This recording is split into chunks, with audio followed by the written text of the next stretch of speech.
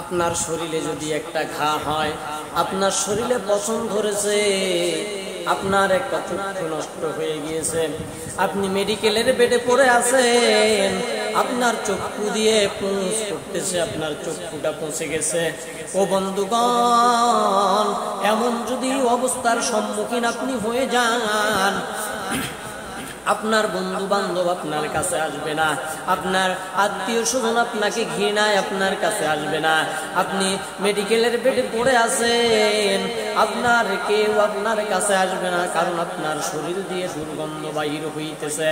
ও আল্লাহর বান্দারা, যদি তুমি এই রক্ত ক্ষরণ অবস্থায় এই তোমার কর্ণ পচে গেছে, তোমার চক্ষু পচে গেছে, তোমার পুরা শরীরে ঘা হয়েছে, এই দুনিয়ায় দুর্গন্ধ হওয়ার কারণে তোমার বন্ধু বান্ধব তোমার কাছে আসে না, তোমার স্ত্রী তোমার কাছে আসতে চায় না, তোমার আত্মীয় স্বজন তোমার কাছে আসতে চায় না, কারণ তোমার দুর্গন্ধ বাহির হয়ে গিয়েছে।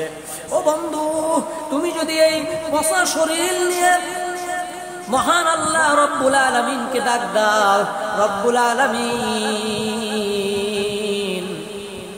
আমার শরীরে ঘা হওয়ার কারণে আমার তো দুনিয়ার কেউ ভালোবাসে না, দুনিয়ার সবাই ভুলে গেছে, মাওলা তুমি রব্বে কারীম আমাকে ভুলে গেছো।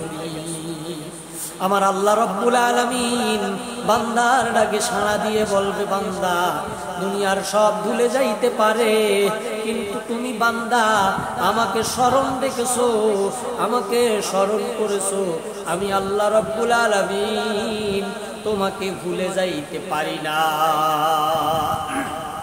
এজন্য ভাইরা, দুনিয়ায় তোমাকে কোনো না কোনো স্বার্থে মানুষ ভালোবাসে, তোমাকে হয়তো বা কেউ কোনো না কোনো স্বার্থে ভালোবাসে, কিন্তু আমার আল্লাহ রব্বুল আলামিন বান্দাকে এত ভালোবাসে, এত মহাব্বত করে, কোনো স্বার্থ না।